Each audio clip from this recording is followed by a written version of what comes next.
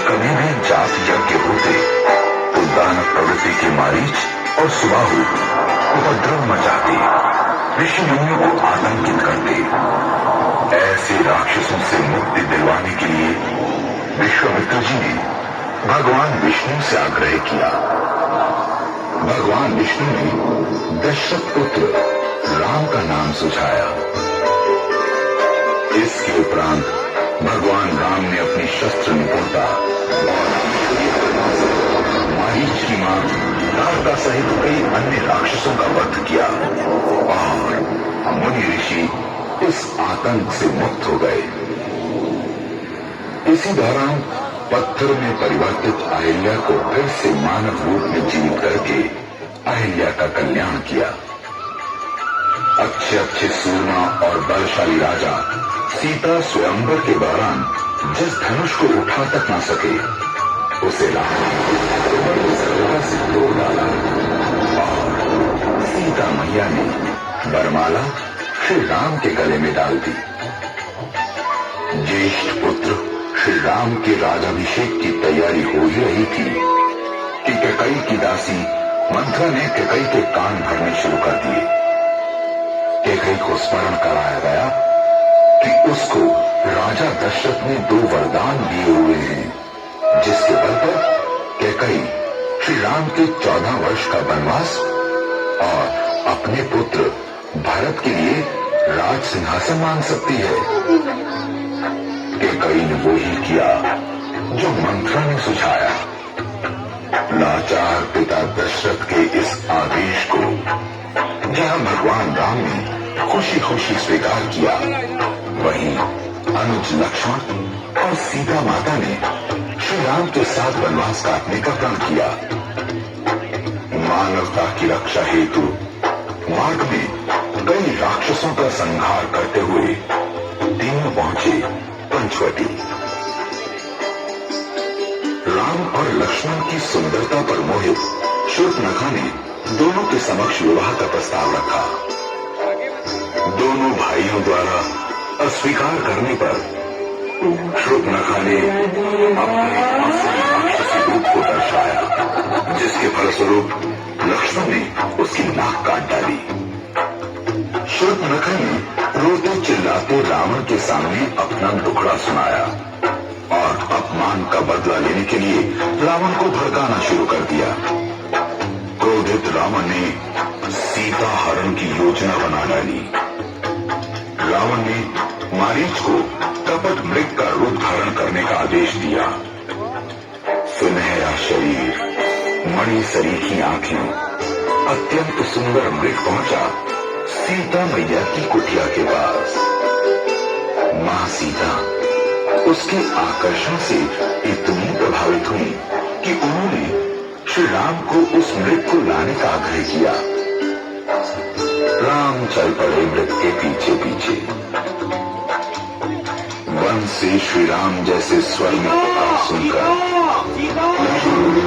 श्री राम को जाने से पहले सीता मैया की सुरक्षा के लिए कुटिया के चारों ओर रेखा खींच देते हैं और सीता मैया से अनुरोध करते हैं कि इस रेखा को वो ना लांघे, यानी लक्ष्मण रेखा के अंदर अंदर रहें। लक्ष्मण के जाते ही रावण भिक्षु के भेष में भिक्षा मांगने सीता मैया के द्वार पहुंचता है और अवसर मिलते ही सीता मैया आकाश मार्ग में दुष्ट रावण को राम भक्त वृद्ध जटायु ने जब रोकने का प्रयास किया तो रावण ने जटायु को पूरी तरह से घायल कर दिया। कुटिया में लौट कर आने पर सीता मैया को ना पाकर श्री राम और लक्ष्मण दोनों चिंता में टूट जाते हैं, विचलित हो जाते हैं। खोज शुरू होती है। खोज करते करते राम ने जटायु ने दोनों भाइयों को रावण के दुष्कर्म के बारे में बताया। व्याकुल भाई जब सीता मैया की खोज में भटक रहे थे, तभी उनकी भेंट होती है श्री हनुमान जी से। राम लक्ष्मण की व्यथा सुनने के पश्चात हनुमान जी सुग्रीव के साथ मिलकर सीता मैया को ढूंढने का बीड़ा उठाते हैं। खोज करते करते श्री हनुमान जी को जटायु के बड़े भाई संपाति बताते हैं कि मां सीता को रावण दक्षिण दिशा की ओर ले गया है। वानर सेना के महामंत्री जामवंत ने हनुमान जी को लंका जाकर सीता मैया को खोजने का आदेश दिया। समुद्र पार करते समय मध्य में श्री हनुमान जी को एक राक्षसी ने रोकना चाहा, तो हनुमान जी के पराक्रम और शक्ति के आगे वो राक्षसी ढेर हो गई और हनुमान जी लंका में प्रवेश कर गए। लंका पहुंचकर हनुमान जी ने सीता मैया को अशोक वाटिका में पाया। इसी दौरान रावण पुत्र अक्षय कई राक्षसों सहित हनुमान जी के हाथों मारा गया। इसे सुनकर रावण ने अपने बड़े पुत्र मेघनाथ को हनुमान जी को पकड़कर लाने का आदेश दिया। जब हनुमान जी को दरबार में लाया गया तो उनकी पूंछ में आग लगाने का आदेश दिया गया। बस फिर क्या था, हनुमान जी ने उसी आग लगी पूंछ से सारी लंका को फूंकना शुरू कर दिया।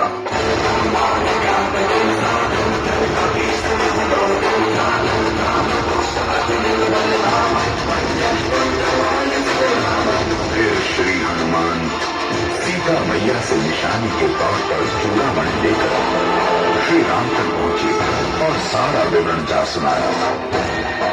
इधर राम, लक्ष्मण, हनुमान, सुग्रीव और वानर सेना युद्ध की तैयारी में जुटे हुए थे। दूसरी ओर लंका दहन से सारे राक्षस भयभीत थे।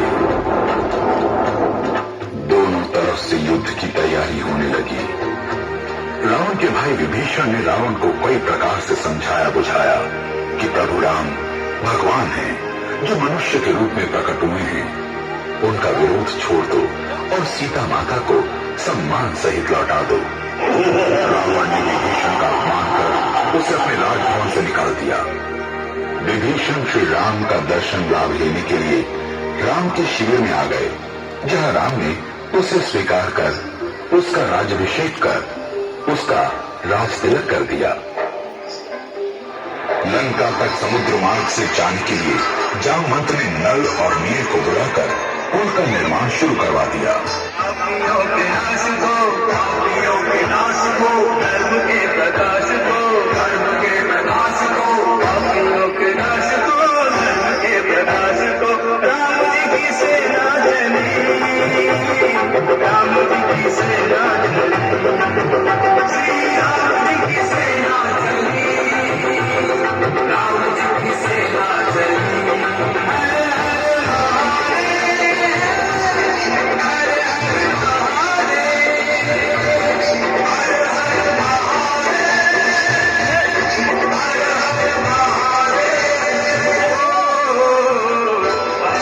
तैयार हो गया। राम की सेना स्थान को चल पड़ी। लंका के किलों के चारों ओर वानर भालू की सेना वानरों के राक्षस योद्धाओं के सेनाओं को मसलने लगे। इधर लक्ष्मण मेघनाथ की ओर बढ़े। मेघनाथ ने घबराकर वीर घातनी शक्ति चलाई जो लक्ष्मण की छाती में लगी और वो मूर्छित होकर पड़े। हनुमान जी उन्हें उठाकर शिविर में ले आए। जामवंत के कहने पर लंका के वैद्य सुषेण को बुलाया गया। उन्होंने पर्वत और औषध का नाम बताकर हनुमान को उन्हें लाने के लिए भेजा। वो पर्वत पर पहुंचे, किंतु औषध न पहचान पाने पर पूरा पर्वत उठा लाए। जय श्री राम।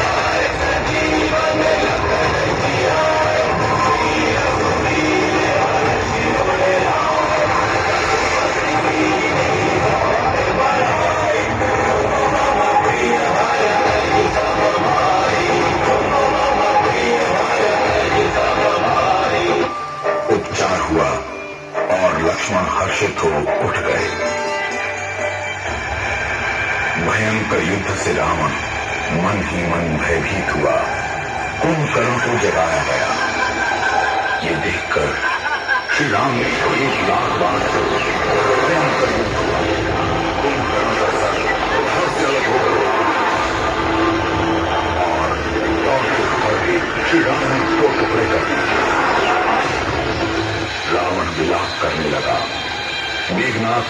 अगले दिन के युद्ध प्रस्थान के लिए आवेशित हो गया। लक्ष्मण और मेघनाथ में युद्ध हुआ। अंततः मेघनाथ मारा गया। रावण युद्ध के लिए अपनी विचित्र फौज लेकर चला। रावण के बच्चों को ले शरीर में किसी पर निशाचरों और भालुओं की सेना भयंकर गर्जन करके युद्ध खेलने लगी। इसी प्रकार के पहाड़ी गांवों पर प्रभाव न हो। तब विभीषण ने श्री राम से कहा कि रावण के नाभि में कामदेव का निवास है, जिससे वो जीवित है। श्री राम ने कानों तक धनुष को खींचा और रावण के नाभि कुंड का अंग से सिर और भुजा कटे और मृत्यु को प्राप्त हुआ।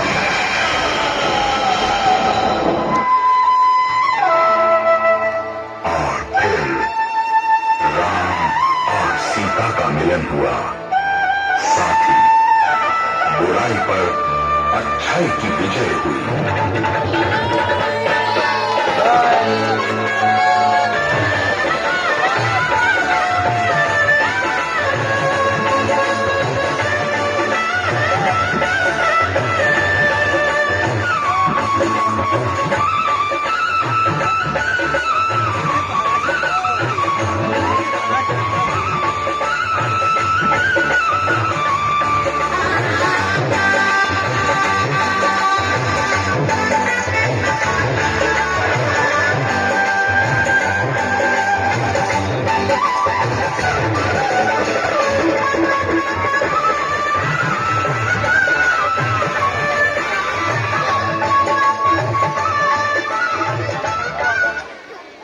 जय